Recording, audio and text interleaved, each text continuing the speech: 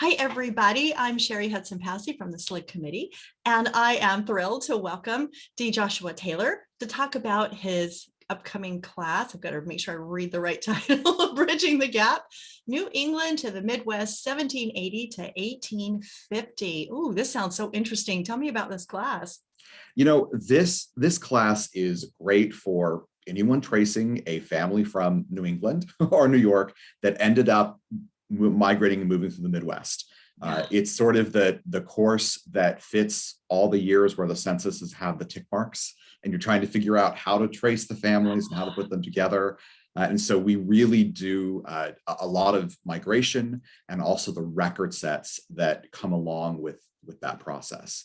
So it's really an interesting approach because it's part history, part genealogy, and a lot of learning. Oh yeah, that sounds fun. So I would think that prerequisite, you would have to, want to learn about this area because you either research there or because you have ancestors there. So, either way. Yeah, and a lot of people come to the course because they have someone, born 1790 in Pennsylvania or New York and just aren't quite sure what else to do. And we sort of look at the years just before that, and then we look at how to build more of that person's life and sort of their story, and hopefully solve some of those outstanding research questions. So would you recommend somebody come with specific people in mind that they're looking for? Would that be more helpful? Yes, and actually that's part of the homework for the class. Okay. We are going to build this time our own sort of story of the class's gaps. So we're going to take everybody's family tree where they have questions about this period and see if we can find connecting stories, and not necessarily cousins, but stories that overlap, places that are the same. Because by the end of our time together, everyone seems to always have made a connection to someone else in the course. It's similar migration pattern or similar land settlement pattern. And so we're going to work during our homework time and find those common connections in the course. I love that. I really love that. I need somebody to do that for me and my people. So we're in South Carolina. We just stayed there. So we're still trying to find them. But I like that technique. That's pretty unique for a lot of classes. Instead of just sitting there listening to a lecture, you're putting that together with your classmates, and how fun to be able to find that you've got some cousins maybe that migrated together. That's one. I love that. I love that idea. Love that idea. Yeah.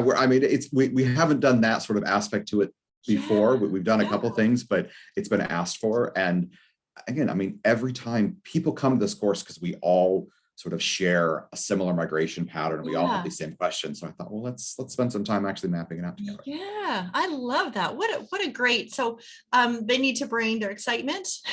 They need to bring their ancestors. They need to bring, and a lot of people don't have ancestors there, but they do maybe professional research in the area, and they need to learn a little bit more about it. So this really sounds like a fun class to learn so much and connect those dots, not only with their ancestors and migration, but people in the classroom. What a great community project as well. I love it. Well, is there anything else that you want to say about the class that we haven't said? I also want to just give a huge spotlight on instructors this year, because I actually have some new instructors to this course this year who are familiar with everyone at SLIG, but are new to Bridging the Gap. So Judy Russell is going to come in and talk about finding women during this period, and also legal changes just during this time period. Rick Sayre is coming back to talk about using federal land records, and then Annette Little is coming in to talk about migration patterns and the Erie Canal. And so I'm really excited to see sort of all of this come together.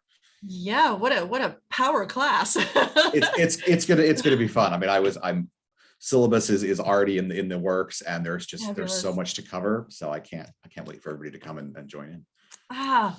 Thank you for coming and letting us know about this, so people can learn what the classes are going to be about, and hopefully help them make their decisions on what classes that they would like to take during their time at SLIG. So I want to thank you for coming and joining me, and I want to thank everybody for watching and coming to learn about a little bit more about the courses that are offered at SLIG.